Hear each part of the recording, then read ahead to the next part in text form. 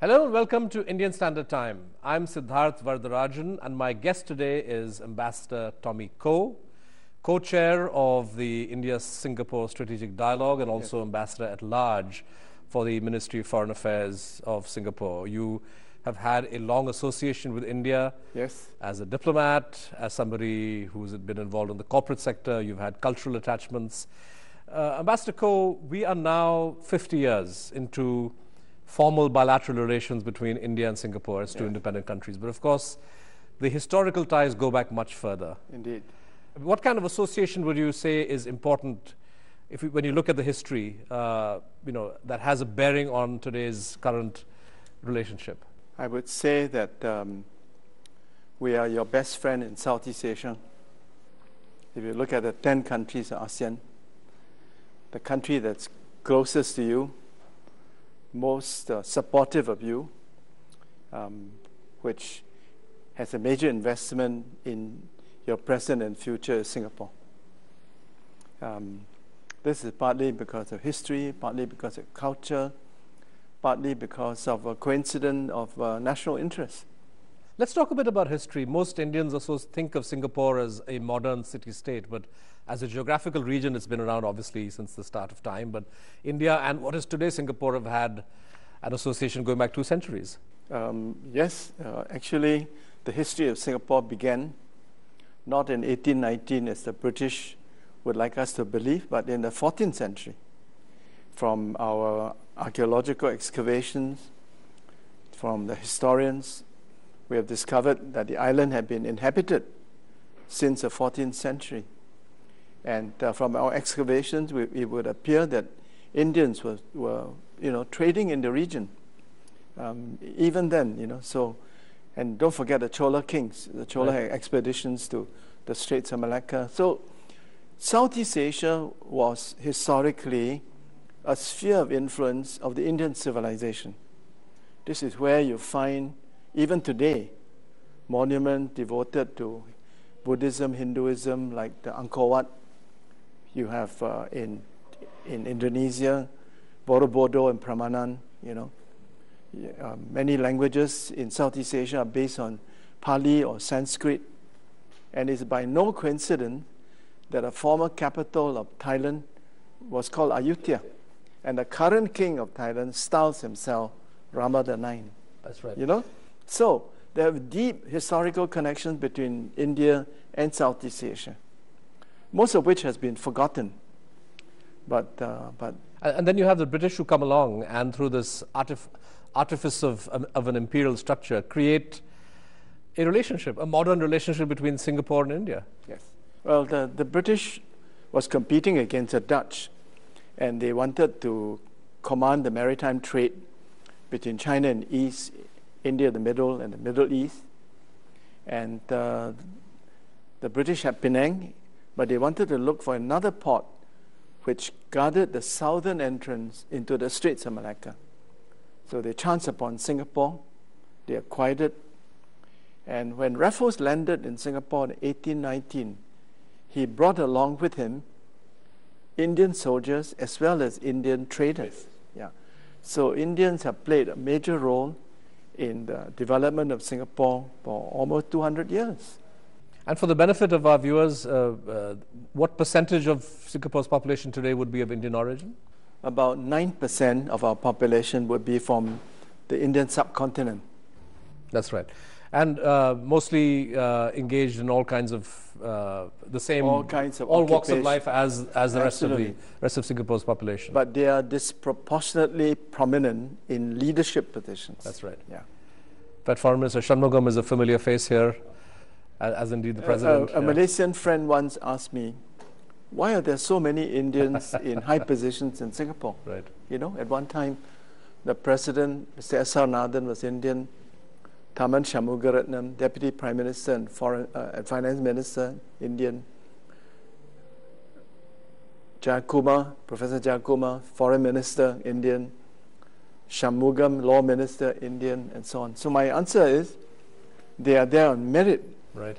And it shows that Singapore is not a racist country. Right.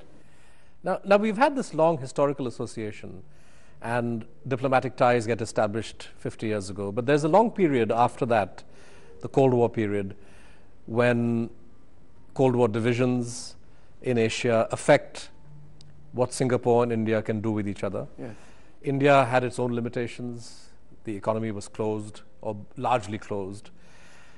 After the end of the Cold War, however, with Look East, the policy announced by Narasimha Rao, we've seen a huge uptick in India-Singapore relations, driven, I would say, primarily by commerce and trade and investment, even if there is this rich tapestry of historical and cultural associations. Yes. How do you rate today, when India now has completed 1 year under Prime Minister Modi, a Prime Minister who, in a way, regards reviving Indian growth and increasing India's economic contacts with the rest of the world as his priority? Yes. How do you, what's your sense of where the India-Singapore relationship could now go? Before talking about Prime Minister Modi, I think that we should acknowledge the historic turning point which happened under Prime Minister C.V. Narasimha Rao. Yeah, P.V. Narasimha Rao, that's right. Yeah. And his then Finance Minister, Manmohan Singh, and the then Commerce Minister, Chithambaram. These three leaders, C.V. Narasimha Rao, Manmohan Singh, Chithambaram, came to Singapore and said to us in a public lecture that we have decided to open up the Indian economy. We want you to participate in our future growth. We will tame the notorious bureaucracy. Raj, that's right. Yes, and there was a lot of skepticism, you know. But I still remember my young minister, George Shou, led a group of us to tour India in 1993. And on our return, we submitted a report to then Prime Minister. 3 years into the reforms process, actually. Yes, yeah. We submitted a report to then Prime Minister Goh Chok Tong and told Mr. Goh that the opening is for real. And you should visit India and see for yourself. And we should encourage our private sector to invest in India. So that was the beginning of the story, you know. That's right. No, in fact, that added a new dimension to the relationship. Yes. Today, we know that Singapore companies continue to remain bullish on India. DBS, which is the bank you've been associated with, Yes. is perhaps the first foreign bank to formally apply with the Reserve Bank of India to establish a subsidiary operation. If you look at the big picture, we are your 5th largest trading partner in the world. You are our 11th largest trading partner in the world. We compete with Mauritius and alternate with them on being the #1 foreign minister in India, foreign investor in India. I'm not sure. I think last year we may have been #1 or #2. But Singapore is a major investor in India. But I suppose since a lot of the Mauritius money is a conduit or sort of some of it's Singapore money. But a lot of it is round-tripping Indian money too. I suppose even when Singapore is #2, it's actually #1 probably. So I think we're probably the largest foreign investor in India. But on the other hand, the Indian companies have invested very substantially in Singapore. You know, they made a mark in Singapore. Now tell me, as somebody who has kept one foot career-wise in both worlds, you've been in the diplomatic side, you've watched India as a diplomat, you've been on the commercial, the corporate side with DBS. This perception in the run-up to India's election last year that growth had slowed down, decisions weren't being taken. Yes. Is this a perception that Singapore and Singaporean investors also shared? Yes, of course. Okay. Of course. I mean, we wish India well. I thought that in Prime Minister Manmohan Singh's first term, the economy was growing at a reasonable pace. And after the second election, I thought he had a huge mandate. But unfortunately, there were one scandal after another, and the government seemed to have lost its way. And so there was a period when the government was adrift. And as a result, growth rate plunged, investor confidence was reduced. So that was not a good period. We, of course, were hoping that in the general elections that it will produce a new government that would have a good mandate from the people and a good majority in Lok Sabha. Well, it seems your wishes were fulfilled because you have a government now with the majority, a prime minister who at least speaks the language of commerce, trade, investment, the need for growth, and has taken a number of initiatives. I think in India, people still feel that many of those initiatives have not necessarily translated into tangible changes on the ground as far as, say, the majority of people are concerned. But as a Singaporean, how do you assess the way the last year has gone? You watch India from fairly close up. But Prime Minister Narendra Modi is not unknown to Singaporean. Right. He visited as Chief Minister earlier. We knew him when he was Chief Minister of Gujarat, and we followed his career when he was Chief Minister. I think he had a good track record in Gujarat. He promoted growth. He cleaned up the place. He tried to take care of the people. He was a clean leader. There was no taint of corruption about him. So it's a known quantity. So if he can replicate at a union level what he did in Gujarat, this will be good for India. And so far, I think one year is too short a time to judge him. So far, what you've seen, I mean, if you look at international commentary, there's been some fairly harsh things said by the Wall Street Journal, which reacted very negatively to what they considered some confusion on the question of the tax liability for foreign institutional investors. So, your reading is still positive that the changes that have been implemented so far, and the direction is correct, is clear? Positive. Here is a government. Well, first of all, it has completely changed the morale of the country. Okay. You can't do anything if the people feel dispirited, if the Indian people don't have hope in their hearts, if they don't believe in their own future. And I think today, the Indian people feel optimistic about their future. There's a sense of optimism in this country. And I think Prime Minister Modi has generated that. I think that he's market friendly. He's trying to remove a lot of roadblocks, trying to make doing business easier in India, reducing taxes to internationally acceptable and competitive level. In our view, it's a beginning, but it's a good beginning. Is there excitement in Singapore about this slogan or program of Make in India? Is that something which attracts Singaporean investors? There are several slogans, right? I mean, you got act east instead of look east, Make in India. What we understand this slogan to mean, Make in India, is Prime Minister Modi's wish to build a robust manufacturing sector. Because if you look at India and its huge population, the 20 million young people that enter the work market every year, IT and services can't generate enough jobs, As my good friend Suresh Prabhu was saying, there are 2 million jobs for 20 million people. That's a deficit of 18 million. You need to create jobs in a manufacturing sector. And creating a manufacturing sector is not an easy thing to do. There are many things that must be in place before people will invest their money to start factories to manufacture things in India, either for the domestic market or for the world. First of all, you need land for factories. Hence, you need a reasonable land acquisition law in your books. Secondly, you need infrastructure. If you don't have reliable power supply, nobody's going to build factories in your country. Third, you need skilled manpower. You can't have factories with no skilled workers. So, training young Indians with the necessary skills for jobs in the manufacturing sector is an imperative.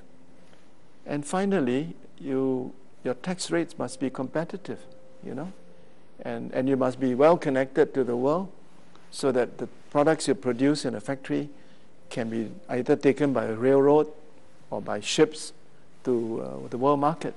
So there are many steps, you know. It's very easy to say make in India, but to translate this slogan into reality require that you address each of this chain, you know, in this value chain. And in your interaction with the Indian leadership during your visit, you are convinced that they totally understand that. Let's move away from the economic side and consider the larger foreign policy dimensions of India and Singapore. Now, both of us are in Asia. We differ in terms of size and location, perhaps, but the challenges that both of us face in this region are in many ways similar. Asia is going through a state of flux. We have the rise of China, which is now an undisputable fact. Modi's foreign policy has 2 or 3 layers. He has made a very determined outreach to India's South Asian neighbors. Mm-hmm. Which is the right thing to do. This happened in the past, but I think he's invested new energy in it. I think previous Indian governments have never given number 1 priority to your own neighborhood. Right. You know, and based upon our own experience in Southeast Asia and ASEAN, I have for decades been telling my Indian brothers and sisters that your relations with your neighbor are not good. Exactly. India cannot be peaceful, stable, and prosperous Yes. if your neighborhood is poor and unstable. Right. So I give high marks to Prime Minister Modi that for his inauguration, he invited the leaders of all his neighboring countries to attend that inauguration. That is a gesture. Right. What I'd like to see as a follow-up is for you to be much more self-confident and generous, you know. Instead of asking reciprocity, why don't you open up your market to your smaller neighbors? Well, to some extent, with Bangladesh, that's already happened. Yes, but extend it. Right. Extend it. I think you've done that to Bhutan, to Bangladesh. Yes. I would say, and we have a free trade agreement with Sri Lanka as well. So. Yeah, I would say, you know, Pakistan is the largest economy after India, with which commerce is virtually negligible. Yeah, which is ridiculous. I mean, official trade is hardly $3 or $4 billion. I mean, can you imagine if Malaysia and Singapore were to behave in the same way as you and Pakistan? It's totally ridiculous. Right. Malaysia is our largest trading partner, the largest source of tourist arrivals in Singapore. We are the largest source of tourism for Malaysia. We are the largest investor in Malaysia. Why can't you learn from Southeast Asia? Right. You know? Right. No, I think this is a... So I think Prime Minister Modi got it right. Pay, number 1, attention to your neighborhood. Secondly, from looking east to acting east is a slogan that means we want action, we want implementation. We don't want to just have a lot of talk, you know. In the past, too many Indian leaders talk, enunciate doctrine, make promises, but which are never implemented. So I think Prime Minister Modi is a doer. The man is impatient with words.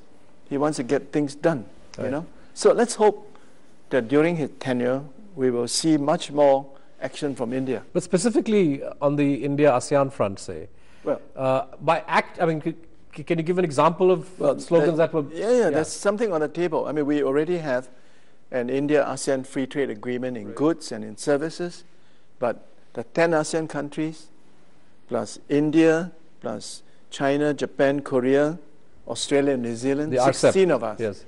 We are trying to negotiate a mega trade agreement. This is the regional comprehensive economic partnership. Yes, absolutely. Right. India is a critical member of the 16. And my appeal to India is to be more proactive, to play a more proactive role in helping us to bring this negotiation to an early conclusion. And let's be ambitious, and let's try to bring this to a slightly higher level than the India-ASEAN FTA. To be frank, I mean, so far, as far as the Indian government and different stakeholders are concerned, comprehensive economic partnerships have been rather more difficult to negotiate than the free trade agreements. And even some of the FTAs, like the ASEAN FTA, for example, you have lobbies here, palm oil, auto parts that have... Bilaterally, we have a CHECA, which is a comprehensive... Right. No, with India, Singapore, it's worked fine, but in terms of at a larger level, I know that with the Koreans, with the Japanese, this is under discussion, but things haven't really progressed that far. But you're confident that with the Act East this might happen? Your senior leaders must take over the negotiation. At some point, right. Trade you mean escalated from the bureaucratic to the political level? Let me put it this way. Let me put it this way. Most people don't realize that trade is strategy. Trade is not just trade. Trade is strategy. Trade agreements have strategic significance. The Indian government should realize that trade is too important to be left to trade negotiators. Yeah, yeah, I'm serious. And I say that as a former trade negotiator. Right. I was the chief negotiator for Singapore. But I suppose the politicians kick in when things get stuck. No, but my point is that at a senior level, there must be a strategic view of where are India's interests. Right. And even if you have to make small concessions here and there, the small concessions are more than compensated by your longer strategic benefits. So that's my point. Trade is strategy. Don't allow trade to be controlled only by trade negotiators. At some point, the strategic thinkers must take over. Ambassador Koh, if I move now geographically north of Singapore, look at China, Prime Minister Modi has devoted a lot of effort to building the relationship with China. We've had 3 meetings between President Xi and Prime Minister Modi in the last year. They have had 2 summit-level talks. But there is still, one can't help but get the sense that there is uncertainty, there is suspicion, there is, I would put it different. I would say there's a deficit of trust between these 2 great nations. And I think above all, if I can just frame a question, I think above all in India there is uncertainty about what the Chinese want in the region. Are they, this era of peaceful rise, is it over? The Chinese want exactly what you want. Okay. They want to be recognized as a major country. They want a seat at the top table. They want to have a prosperous economy. They want the capacity to defend their sovereignty and territorial integrity and never again to be bullied by big countries. Right. These are, in my view, legitimate aspirations of the Chinese people. Absolutely. I don't think they have any territorial ambition versus India. Well, there is a territorial dispute. Well, but this is a legacy of history. Right. I mean, we can blame our British friends. The British are very good at taking territory from here and there and joining them up. But there's been a sharpening of the territorial dispute with a couple of ASEAN members on the South China Sea. There's the escalation. That's a different issue. Let's stay with it. Sino-Indian relations. Okay. I happen to have studied the history of relations between China and India. Okay. It's a relationship that goes back 2,000 years. Read Amartya Sen's book, where he has a lovely chapter on the history of China and India. For most of that 2,000 years, China and India not only lived at peace with each other, but they benefited a great deal from each other's knowledge, expertise. Can you imagine there was a time past when an Indian was appointed by the Emperor of China as a head astronomer of China? Right. Great mathematicians of India used to teach in China. You taught them medicine, you taught them architecture. Right. So your advice... the period, the unhappy period, is really 1962. Right. But your advice now, as a Singaporean, when India and China find themselves rubbing up against each other in East Asia and South Asia, you have in a way competing infrastructure projects. There's the One Belt, One Road. India has BIMSTEC and pursuing. Now there is an element of complementarity. There's an element of competition. What would your advice be to the leaders of India and China? It's not a zero-sum game. Okay. The 2 former prime ministers, Manmohan Singh and Wen Jiabao, got it right. That the world is big enough for 2. Yeah, exactly. The world is big enough for a rising China and a rising India. I think that's exactly right. And most of the time, your interests are complementary rather than competing. One is good at software, one's good at hardware. And in fact, we saw the joint climate change declaration that Modi and Xi. And you have often worked together, whether in climate change or WTO and so on, you know. There are no fundamental conflicts of interest between India and China, except for some territorial issues. Sure, the Chinese have a claim to Arunachal Pradesh, which they regard as part of Tibet. There's some dispute on the western sector in Aksa Chin. These are leftovers from history. You know, if you look at China's history of border negotiation, they have successfully resolved every border negotiation except two, India and Bhutan. So, as a friend of both India and China, I'm confident that when there's goodwill in Beijing and New Delhi, and there's a willingness to settle, the issue can be settled. As a Singaporean diplomat, you know both India and China well. You wish both countries well. Absolutely. Ambassador Koh, on your very sage advice, on that note, we have to wrap it up here. Thank you very much for joining us on Indian Standard Time. Thank you. Thank you. Well, that brings us to the end of this episode. Do join us again.